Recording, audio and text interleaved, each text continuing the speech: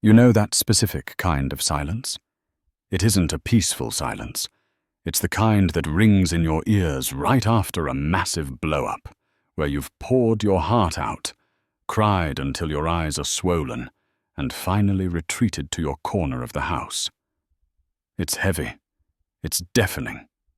And in that silence, your brain starts doing gymnastics.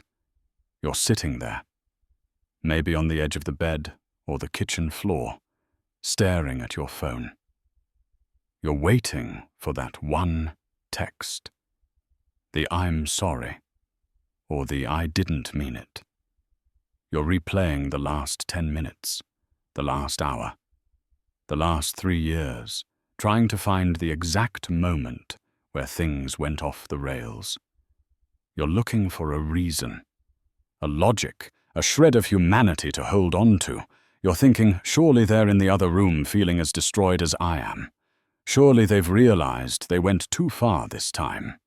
You're literally holding your breath, waiting for the sound of their footsteps coming toward you to make it right. But then you walk past them to get a glass of water, and you see it. They aren't just calm. They're settled. They're watching a sitcom. They're humming a tune.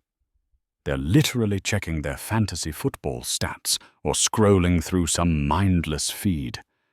They look like they just finished a light workout or a boring meeting. There's no redness in their eyes, no shaking in their hands. It hits you like a physical punch to the gut. How can someone hurt you that deeply and then just exist? You start to tell yourself stories. You think, maybe they're just stoic.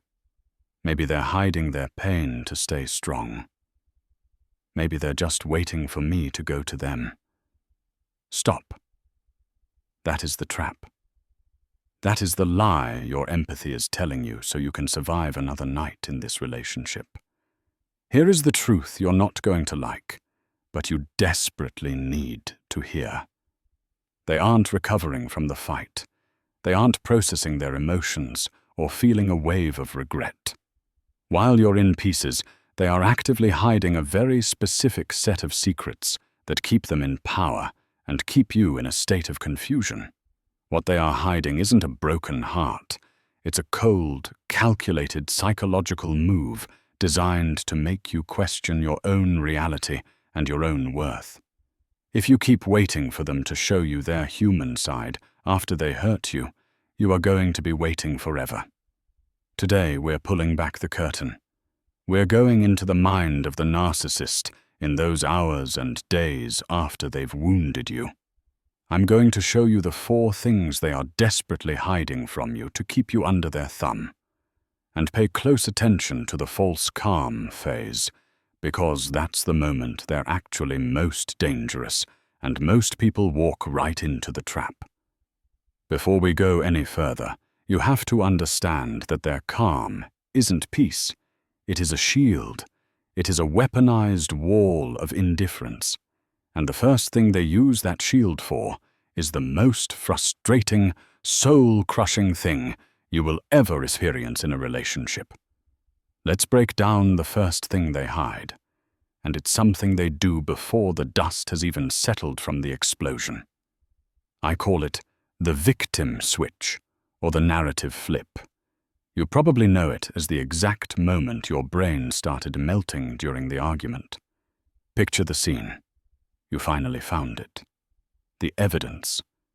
Maybe it's a text message that shouldn't be there, a credit card statement with a charge they can't explain, or you literally caught them in a lie that they've been spinning for months.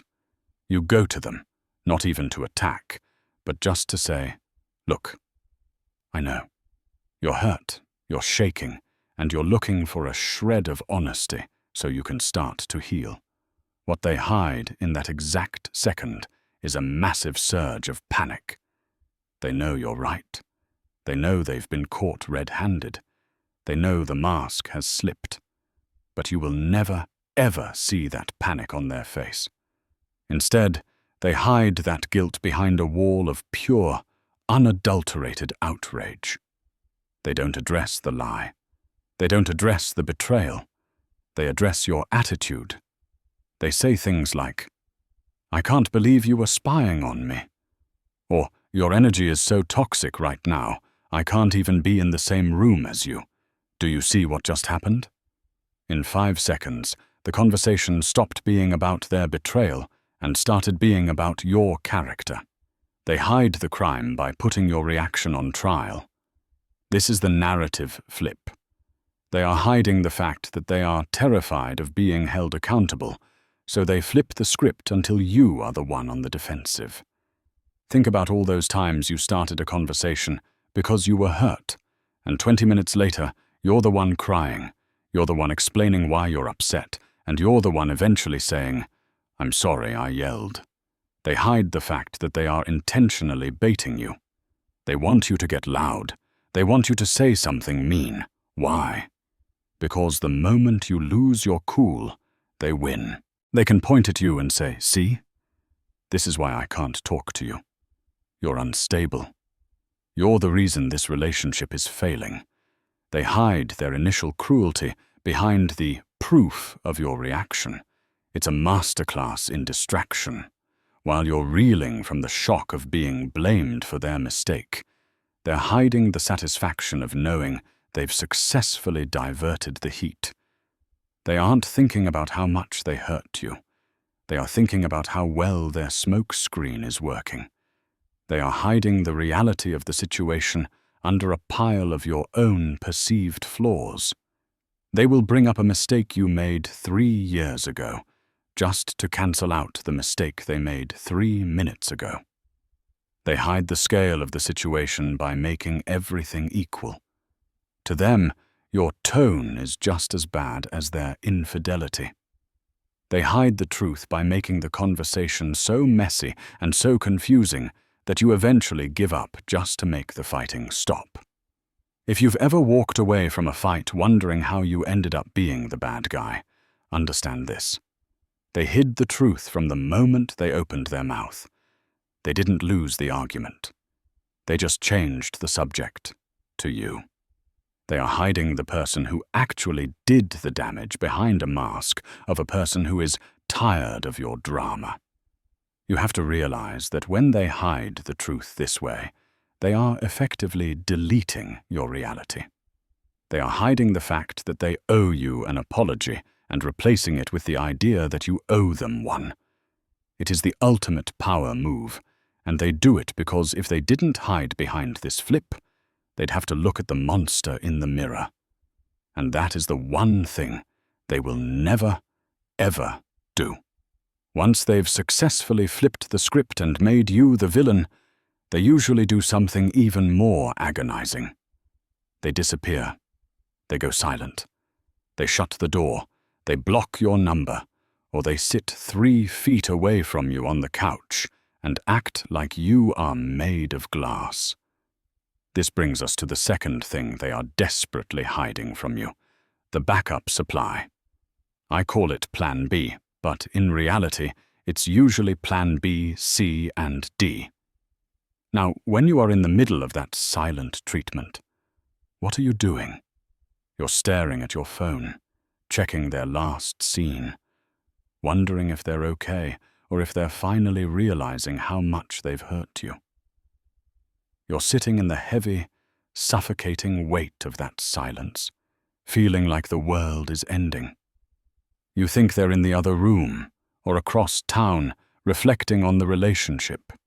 You think they're lonely. You think they're hurting just like you are. They are hiding the fact that they are not lonely at all. In fact, they are probably more connected in that moment than they've been all week. See, a narcissist cannot sit in silence. They can't sit with their own thoughts because their own thoughts are terrifying. So when they shut you out, they don't go into a vacuum. They go to their backup. They are hiding the fact that while you are mourning the us, they are already seeking a them. Think about that one person they always told you not to worry about. That work friend who sends heart emojis, but it's just a joke. That ex-girlfriend they said was absolutely insane, but they still happen to have on social media. That random person from their past who always seems to pop up when things get rocky between you two.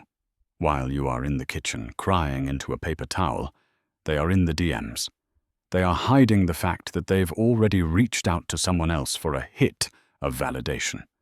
They're telling that person how difficult their life is right now. They're playing the misunderstood soul.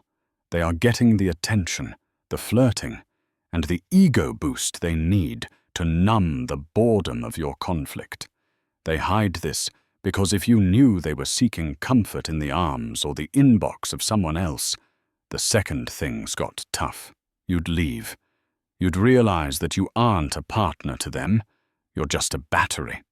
And when your battery runs low because they've drained you with an argument, they don't wait for you to recharge. They just plug into a different outlet. Have you ever noticed how, after a period of silence, they suddenly come back with a weird burst of confidence? Or they act like the fight never even happened? That's because they got their fix somewhere else. They aren't better because they've processed the issue with you. They're better because someone else told them they're amazing for 20 minutes. They're hiding the fact that they used another person to bypass the guilt of what they did to you. They are hiding the audition process. When they hurt you and go cold, they are testing the waters with other people to see if they can find a better deal. They're looking for someone who doesn't know their patterns yet, someone who still believes the mask. You are sitting there trying to save the marriage, the relationship, or the home, while they are essentially window shopping for your replacement. It is a level of betrayal that most people can't even wrap their heads around, because you would never do that. You wouldn't think of calling an ex when you're hurting. You'd think of fixing things with the person you love. They hide this because it's their ultimate safety net. They never want to be alone with themselves, and they're hiding the fact that they've been building this net the entire time you were building a life together. If you've ever felt like they were checked out, even when they were standing right in front of you after a fight, trust your gut. They were.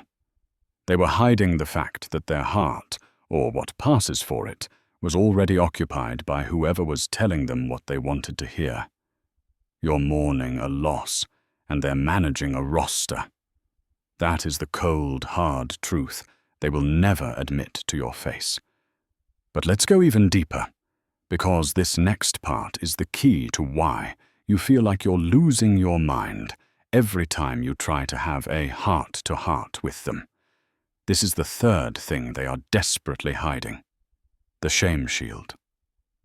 Now I want you to think back to the last time they really hurt you. You're sitting there, explaining your pain. You're being vulnerable. You're saying, "When you did that, it made me feel like I didn't matter." You're expecting a human response. You're looking for that glimmer of empathy, that moment where they put their arms around you and say, "I'm so sorry. I see your pain." But instead, what do you get? You get the dead eyes. You get that cold, blank stare that makes you feel like you're talking to a statue. Or worse, they get even angrier. They start mocking your tears. They call you dramatic or oversensitive. You leave that conversation thinking they must be hiding their guilt. They must be so overwhelmed by what they did that they've just shut down. Stop right there. They aren't hiding guilt. They are hiding shame. And there is a massive world-altering difference between the two. See, guilt is actually a healthy emotion. Guilt says, "I did a bad thing," and it motivates you to fix it. If a normal person hurts you, their guilt makes them want to make it right. But a narcissist doesn't do guilt. They do shame. And shame doesn't say, "I did a bad thing." Shame says, "I am a bad thing." And for a narcissist whose entire identity is built on a fake image of perfection and superiority, the idea that they are a bad person is a literal death sentence for their ego. They cannot, under any circumstances, allow themselves to feel like the villain of the story. So they hide that shame behind a shield of pure, unadulterated ice. They are hiding the fact that your pain is actually a mirror. When you cry, you are showing them the reflection of what they just did. You are holding up a mirror that says, "Look at the damage you caused." And because they hate what they see in that mirror, they don't try to comfort you. They try to smash the mirror. Every time they get meaner because you're crying, that's the shame shield in action. They are hiding the fact that they feel exposed. They are hiding the fact that they feel less than. To them, your vulnerability isn't an invitation to connect. It's an accusation they have to defeat. Think about the logic they use. They'll say things like, "If you weren't so hard to live with, I wouldn't have to lie to you." Or, "You're just looking for reasons to be miserable." What are they hiding there? They're hiding the reality that they are the cause of the problem. By blaming you, they get to stay the good guy in their own head. They are protecting their fragile ego at the direct expense of your mental health. They are hiding a deep, dark well of self-loathing that they will never admit to you or themselves. To them, admitting they hurt you would mean they have to admit they aren't the hero. It would mean they aren't the smartest, most loving, most perfect partner in the room. And they would truly rather watch you crumble into a million pieces than take 1 second to look at their own reflection and say, "I messed up." They hide the fact that they are actually terrified of you, not because you're a threat, but because you know the truth about them. You've seen behind the mask. You've seen the bad thing they are hiding. And the more you try to talk about it, the more they will hide behind that shield of indifference.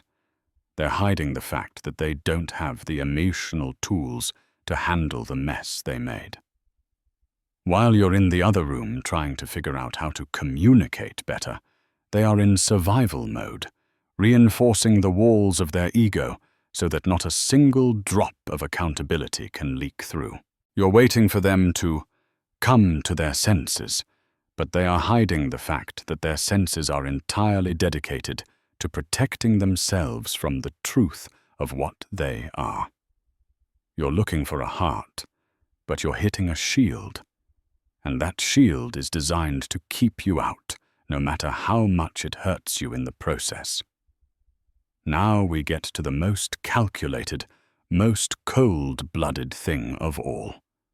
This is the fourth thing they are hiding from you after they've hurt you, and it's the one that usually leaves people traumatized for years because it feels like a total betrayal of reality. I call it the reverse discard. Think about the state of your relationship right now. It's a wreck. They've lied, they've cheated, or they've just drained the life out of you with their constant demands and coldness. You're looking at them and thinking, if they're so miserable with me, if I'm as crazy and toxic as they say I am, why don't they just leave? Why are they still here, taking up space in my house and my head? This is the ultimate trap. They are hiding their exit plan. See, if they leave you, they have to explain that to people. They have to deal with the narrative that they walked out on a marriage or a partnership. They might even have to look like the bad guy. And as we just talked about, their ego cannot handle that. So they hide their desire to leave by making your life a living hell. They become so cold, so cruel, and so intentionally provocative that they are essentially daring you to dump them. They stop doing the bare minimum. They forget your birthday. They come home late without calling. They pick fights over the way you breathe. They are hiding the fact that they are trying to break you. They want you to get so frustrated, so desperate, and so angry that you finally scream, "I can't do this anymore. It's over." And the second those words leave your mouth, that is the moment they've been waiting for. Suddenly, they go from the aggressor to the wounded lamb. They hide the fact that they pushed you off the ledge and instead focus on the fact that you fell. They go to their friends, their family, and that backup supply we talked about earlier, and they say, "See, I told you they were unstable. They just walked out on me after everything I did for them. I'm heartbroken."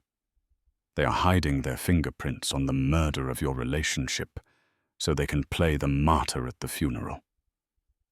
Have you ever been in that position where you finally ended it because you couldn't take the abuse anymore, only to find out that within 24 hours they had already told everyone a version of the story where you were the heartless one?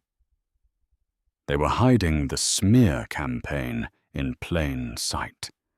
They had the script written before the fight even started. So what do you actually do when you realize this is the game they're playing? First, you have to stop hunting for that secret stash of love you think they're hiding deep down. You're looking for a heart in a person who is currently operating like a hollow shell, and that search is exactly what keeps you trapped in the cycle. The most powerful move you can make right now is to stop asking why they did it and start looking at what they are actually doing. When the narrative flip starts and they try to put you on trial for your reaction, do not defend yourself. I mean it. The second you start explaining, you've already lost. Instead, name the behavior internally and walk away. You don't need to win the argument. You need to preserve your sanity. Practice the observe. Don't absorb method. You are watching a performance, not interacting with a partner. Your silence in the face of their manipulation is the only thing that actually protects your peace. And if you're in the middle of a reverse discard, where they're making your life miserable just so you'll be the one to end it, let them win that battle so you can win the war. If they want to be the one who was left, give them exactly what they want and get out. Don't stay just to prove you're a good partner to someone who is intentionally being a bad one. Don't worry about the smear campaign or who they tell their twisted story to. People who truly know you won't believe their script, and the people who do believe them aren't your people anyway. They can hide their motives and their shame all they want, but they lose every bit of their power the second you stop playing your assigned role in their drama. Your healing starts when you stop waiting for a confession that is never coming and start trusting your own eyes. If you're ready to stop being the villain in their story and start being the hero in your own, let me know in the comments. Tell me one boundary you're going to set today to stop their narrative flip in its tracks. See you in the next one.